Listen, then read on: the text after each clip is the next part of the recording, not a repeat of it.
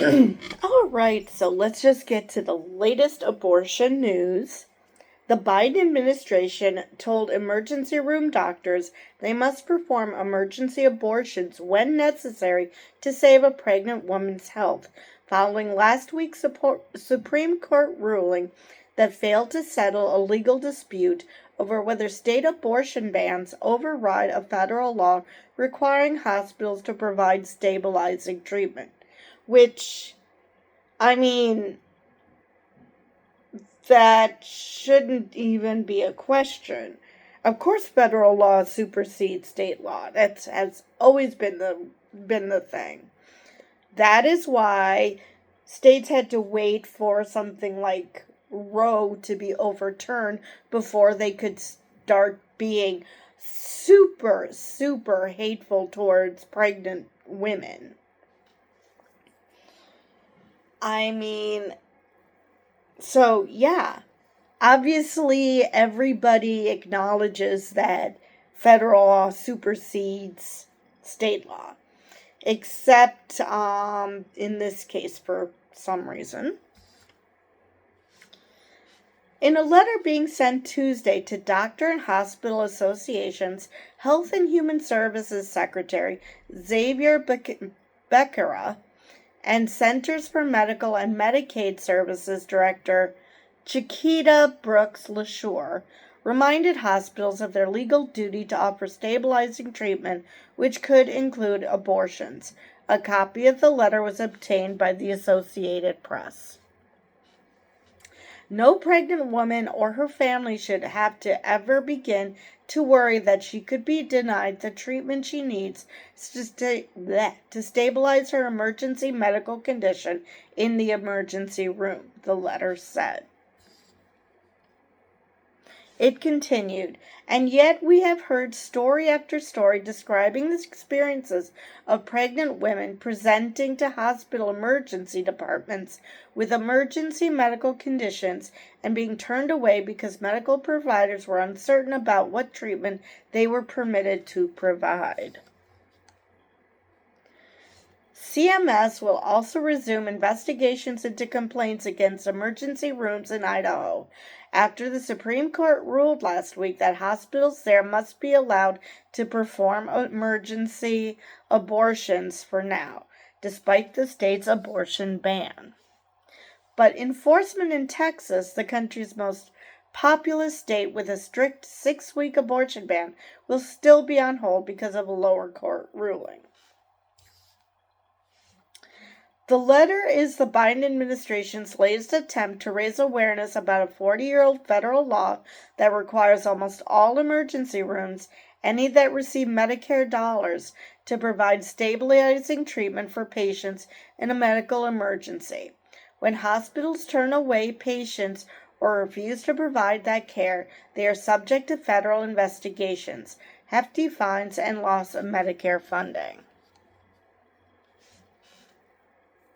The emergency room is the last place that the Democratic White House has argued it can federally require rare emergency abortions to be performed, despite strict state abortion bans after Roe v. Wade was overturned in 2022 and U.S. women lost the constitutional right to an abortion. HHS quickly sent letters to doctors saying that they were required to provide abortions in emergency medical situations when they were needed to keep a woman medically stable. So, this isn't just about saving the life of the mother, it's also her health. Big distinction. And unfortunately, it took these draconian measures to actually teach people that there is a difference between health and life. An AP investigation found that complaints about pregnant women being turned away from emergency rooms spiked in 2022 after the U.S. Supreme Court overturned Roe, raising concerns about emergency pregnancy care in states that have enacted strict abortion laws. In Idaho, enforcement of the federal law in emergency abortion cases had been on hold since January. Oh my God, why are my eyes burning? When the state's strict abortion ban took effect, Idaho state law threatens doctors with prison sentences if they perform an abortion, with an exception only if a pregnant woman's life, not her health, is at risk. And like I said, because of these draconian laws, people are quickly learning that there is a difference between life and health. The Biden administration has argued that this conflicts with a federal law called the Emergency Medical Treatment and Active Labor Act, or EMTALA. Roughly 50,000 women every year develop serious pregnancy complications like blood loss, sepsis, or organ loss. Some of those women may show up in emergency rooms, and in the most serious cases where a fetus is unlikely to be viable, doctors may recommend a termination of the pregnancy. For example, if a woman's water breaks during the second trimester, a condition known as preterm premature rupture of membranes, the fetus may not be viable, and continuing the pregnancy means that the patient may run the risk of developing sepsis, an infection that can be deadly.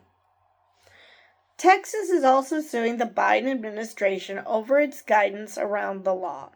Of course they are. The Department of Justice has appealed a lower court ruling that said the law could be enforced to the Supreme Court, which could decide on taking up the case later this year. Of course they're suing. They want to be able to continue treating women like they don't, like their property, like there's only one use for them, and that they aren't actual human beings, because otherwise, they would actually give a shit about the fact that women are dying or losing their ability to reproduce simply because these guys are horrible people. So, alright. HHS has also sought in recent months to make it easier for any patient who is turned away or not appropriately transferred to file complaints against hospitals. Earlier this year, CMS unveiled a new webpage that allows anyone to submit a complaint in a straightforward 3-step process. I'm sure those complaints will go down now that the administration said, you know what, you guys can go back to doing emergency abortions. So I'm pretty sure the complaints will go down, because the reason the complaints were going up was because doctors were scared about what they are allowed to do.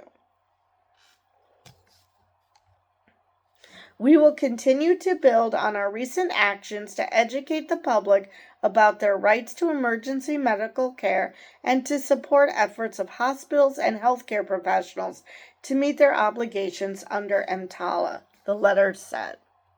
The department said the complaint webpage will also be available in Spanish starting today.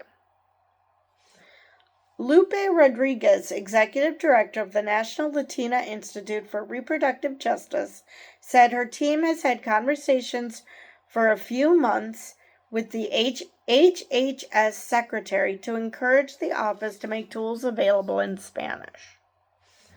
Latinas are more likely to be uninsured, lack access to prenatal care, and live in states with abortion bans, she said.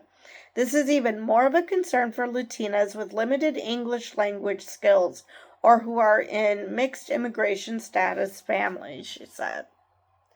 It's incredibly important to be centering Latinas and people of color because we're the most impacted by these abortion bans and attempts to restrict emergency care, she said.